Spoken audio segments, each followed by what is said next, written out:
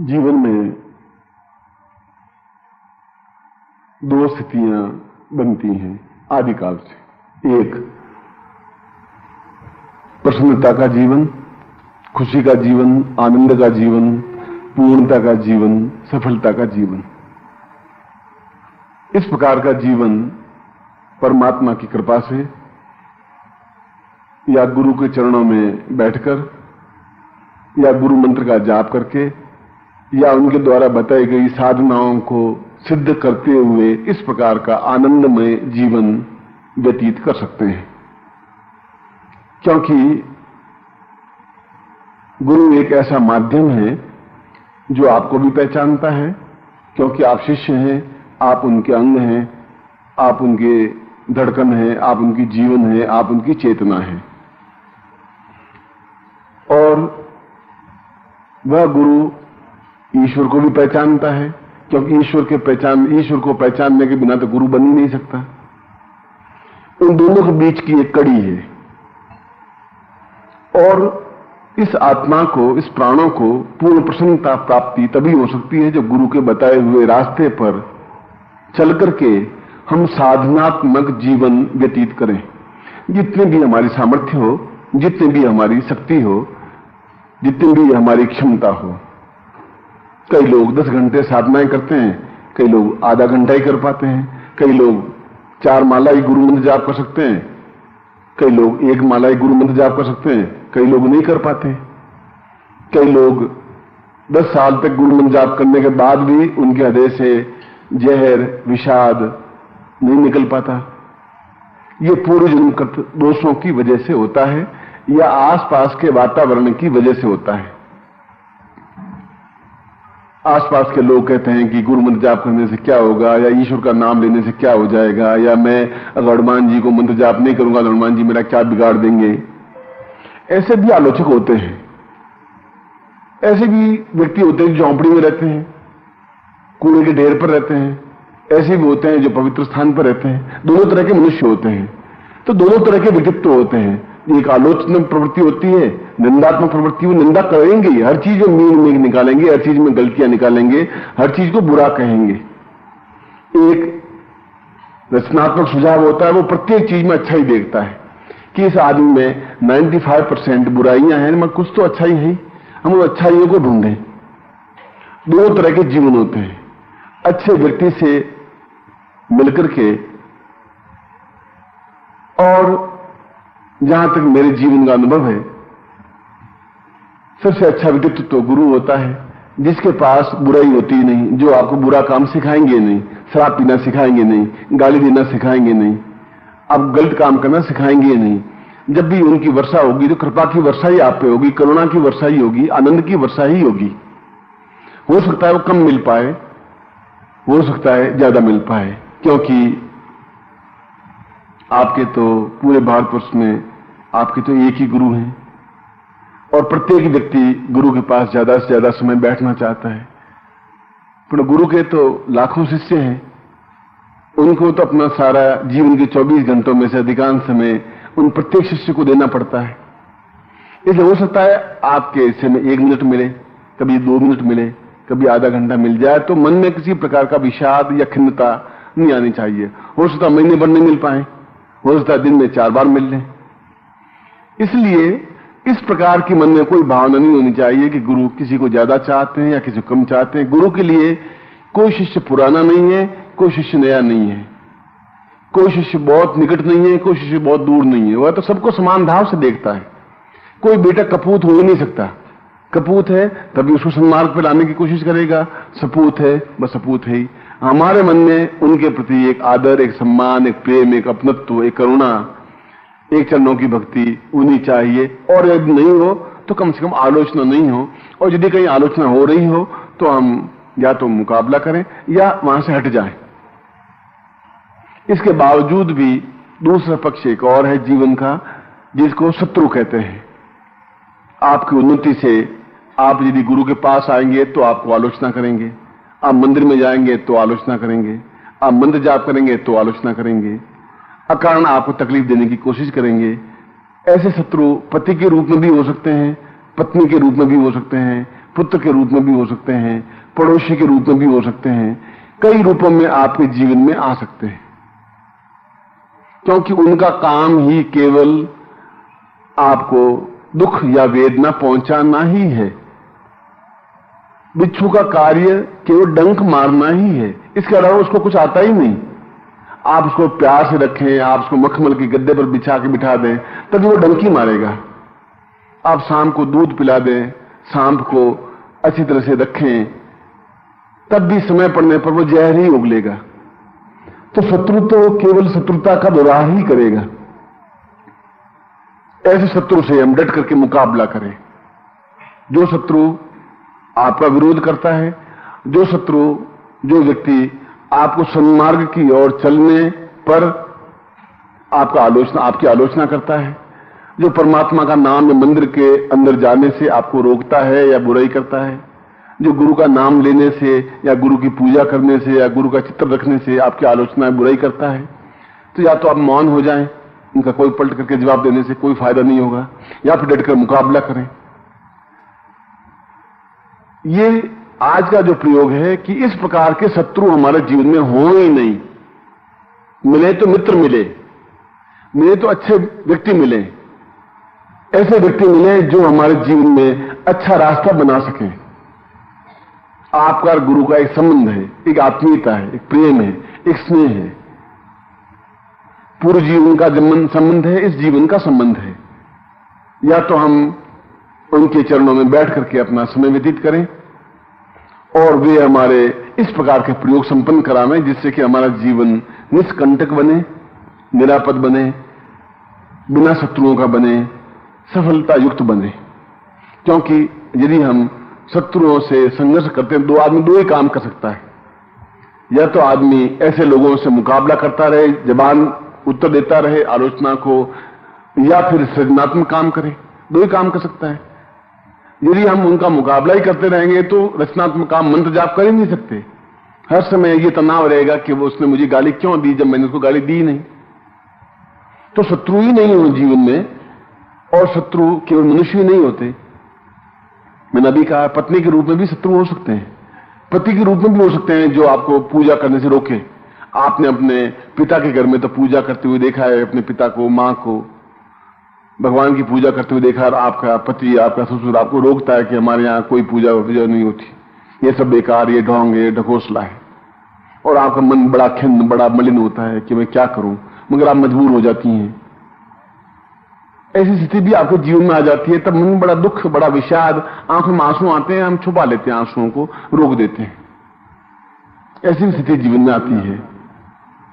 इसलिए इस प्रकार के शत्रु हमारे जीवन में नहीं के बराबर हों या नहीं हों, उसके लिए जरूरी है हम पुरुषवान बने, पौरुषवान बने। हम डट करके खड़े हों, उनका मुंह तोड़ जवाब दें। उनको कहें कि आप बोले तो अच्छा बोलें, अन्यथा आप आलोचना करते हो, अगर आपको ठीक नहीं लगता हो तो मैं कम से कम आपसे बात करने का इच्छुक नहीं हूं, मगर आप बताइए उसने आपको क्या बिगाड़ा है, आप अहित क्या किया है। कोई जरूरी नहीं है आप हनुमान जी की मंत्र जाप मत करिए, शिव का मंत्र जाप मत करिए, मगर उनको गाली देने से भी आपको कोई लाभ नहीं हो पाएगा। गुरु को गाली देने से कोई आपका हित नहीं हो सकता, वह तो सुन ही नहीं रहा है। जीवन में आलोचक भी होंगे, जीवन प्रशंसक भी होंगे। ये आज की साधना ऐसी साधना है कि आपको पुरुषार्थ दे, पौरुष दे, हिम्मत दे, साहस दे, ताकत दे, क्षमता दे, आपके चेहरे पर ओज बने, तेजस्विता बने, और आपके सामने किसी की हिम्मत नहीं पड़े कि आपके सामने किसी की निंदा करे, अपमान करे, गुरु का या ईश्वर का या आपका। ऐसे शत्रुओं से निरापद होने के लिए, चाहे वह रोग के रूप में हो, चाहे मानसिक तनाव के रूप में हो, यह भी शत्रु है, चाहे शरीर की कमजोरी की वजह से हो, चाहे आर्थिक निर्धनता की वजह से हो, ये सब शत्रु हैं। इन सब शत्रुओं से मुक्ति दिलाने के लिए यह प्रयोग है जो मैं आज आपको प्रयोग संपन्न करवा रहा हूं। और आप जितने ही मनोयोग पूर्वक, क्योंकि इस प्रकार के कार्य में केवल श्रद्धा ही काम करती है, समर्पण ही काम करता है, विश्वास ही काम करता है। आलोचना से यह काम नहीं हो सकता। मंदिर में जाएं तो मूर्ति कुछ नहीं बोलेगी, आपकी श्रद्धा होगी, उतना ही आपको फल मिलेगा। उतने ही आपके सिर झुकेगा, उतने भगवान शिव के सामने आप नम्र बन सकेंगे। तो शिव तो नहीं बोलेगा कि आप मुझे प्रणाम करें, आपकी श्रद्धा ही आपको प्रणाम करने के लिए बाध्य करेगी। हम प्रत्येक के प्रति श्रद्धानत हों, हम प्रत्येक के प्रति प्रणम्य बने, मगर शत्रुओं के प्रति कठोर ही बने। शत्रु हमारे जीवन में नहीं हो, क्योंकि हमारे चेहरे पर एक आभा मंडल हो, तेजस्विता हो, और हम पलट करके जवाब देने की हिम्मत रखते हो और जवाब दे सके। हिंसा से नहीं, लड़ाई से नहीं, लाठी से भी नहीं, थप्पड़ से भी नहीं, अपने शब्दों से, हमारी आंखों की चिंगारी से, हमारी क्षमता से। मैं आपको ऐसा ही प्रयोग संपन्न करवा रहा हूं जो आपके जीवन में अनुकूल बने और पूर्णता युक्त बने। सबसे पहले हाथ जोड़ के गणपति को स्मरण करें। ओम सुमुखश्चैकदन्तश्च कपिलो गजकर्णकः लंबोदरश्च विकटो गजनाशो विनायक धूम्रकेतुर्गणाध्यक्षो भालचंद्रो गजानन द्वादशैतानि नामानि यः पठेत् शृण्वादपि विद्यारम्भे विवाहे च प्रवेशे निर्गमे तथा संग्रामे संकटे चैव विघ्नस्तस्य न जायते। शुक्लाम्बरधरं देवं श्रीवर्णं चतुर्भुजं प्रसन्नवदनं ध्यायेत् सर्वविघ्नोपशान्तये। लाभस्तेषां जयस्तेषां कुतस्तेषां पराजय येषामिन्द्रियवृष्यामो देयस्थोऽपि जनार्दन। अभिषिता सिद्ध्यर्थम पूजितोऽयं सुरासुरै सर्वविघ्न हरस्तस्मै गणाधिपते नमः। श्रीमन्महागणाधिपते नमः। लक्ष्मी नारायणाभ्यां नमः। उमा महेश्वराभ्यां नमः। मातृपितृ चरणकमलेभ्यो नमः। इष्ट देवताभ्यो नमः। कुल देवताभ्यो नमः। ग्राम देवताभ्यो नमः। स्थान देवताभ्यो नमः। वासुदेवताभ्यो नमः। वाणी हिरण्यगर्भाभ्यां नमः। सचिपुरंदराभ्यां नमः। सर्वेभ्यो देवेभ्यो नमः। सर्वेभ्यो ब्राह्मणेभ्यो नमो नमः। तत्रादु स्वस्तेन तिलकम कृत्वा, कुंकुम आपके सामने उसे ललाट के अपने ललाट पे तिलक करिए। नमो संता सहस्रमूर्ते सहस्रपादाक्षरोर्भावे सहस्रनाम्ने पुरुषाय शाश्वते सहस्रकोटि धारणे नमः। तत्रादु चोटी की गांठ लगाइए। मानस्तोक्ते मानाखि मानो गोख मानो अस्वावामहे ताम शिखा बंदम संकल्पम कुर्यात। दाहिने हाथ में जल हो, जल लीजिए या मान लीजिए आपके हाथ में जल है। ओम विष्णु विष्णु विष्णु भातपुर से बटखंडे जम्बूदीपे शालिमान साके बुद्धावतारे सम्मत से समुद्र में गो सम्मता 2053 आश्विन मासे स्वे कृष्ण पक्षे पुरुषाम रविवार से अप्राप्त लक्ष्मी प्राप्त लक्ष्मी श्रीकाशम शकल मन इस कामना सिद्धर्थम लोके वासे भाया राजद्वारे सर्वत्र यश विजय लाभादि प्राप्तिथम सभारि सपुत्र से बान्वस्य अखिल कुटुंब सहित सबसो समस्त भय व्याधिरा पीड़ा मृत्यु परिहार आयु आरोग्यताम अमुक गोत्रोत्पन्नो। हम अपनी जाति बोलिए। अमु शर्मा हम नाम बोलिए। तो हम पूर्णत्व प्राप्ता निमित्तम शत्रु बाधा निवृत्ति पूर्वसा प्रयोगम तुभ्यम संपर्क दे। छोड़ दीजिए। अब ये माला हाथ में ले लीजिए और माला को सिद्ध करें। दूसरे दोनों चीजें रहने दीजिए। ओम माले माले महामाये सर्वशक्ति, ऐसे घुमाइए।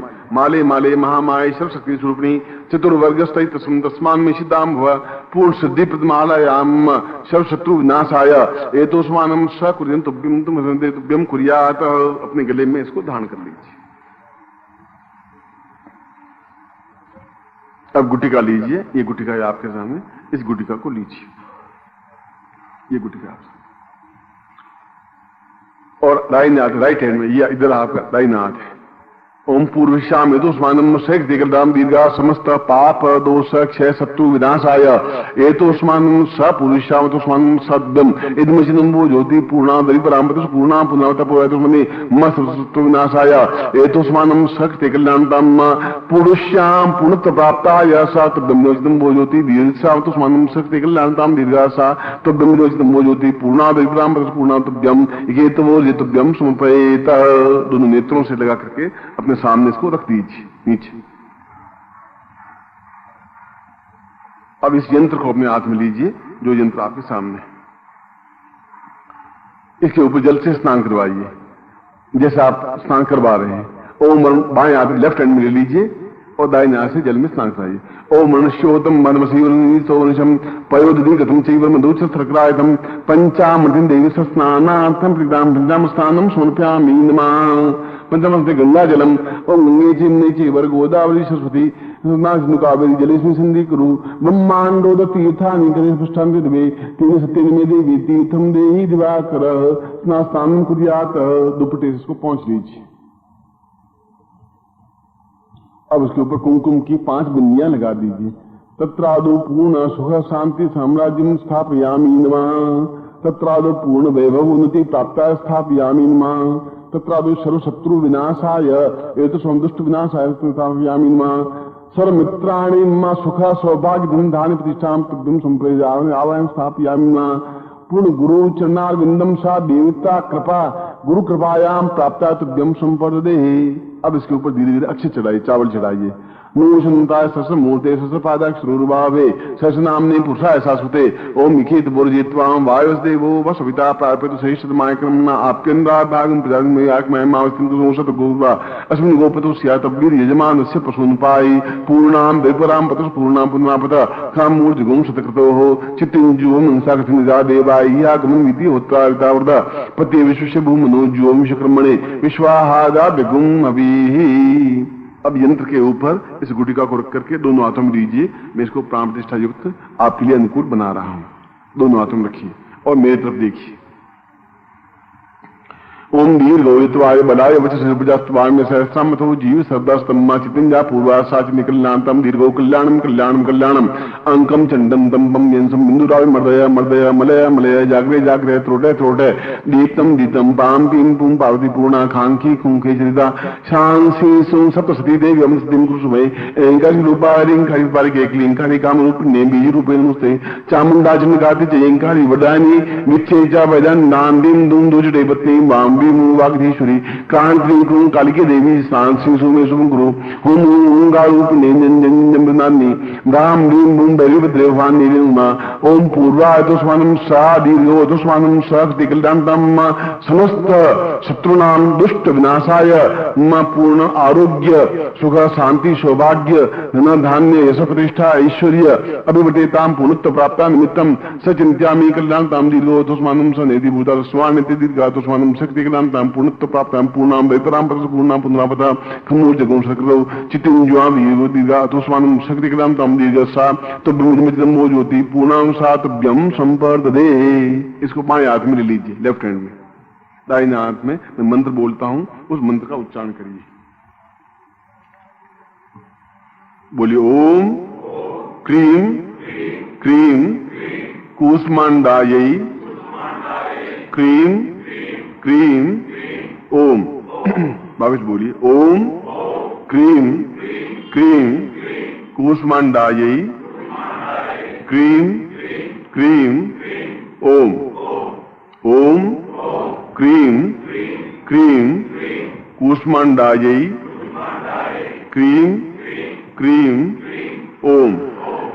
ये आपको विद्युत माला से या सिद्धि माला से ये माला पहन करके और रोज 5 माला मंत्र जाप करना है और 31 दिन तक करना है। 31 डेज 31 दिन तक करना है इस माला के मंत्र जाप से। इस यंत्र के ऊपर गुटिका रहेगी, उस गुटिका के सामने करना है और 32वें दिन या 33वें दिन इस यंत्र को, इस गुटिका को और उस माला को नदी में प्रवाहित कर देना है।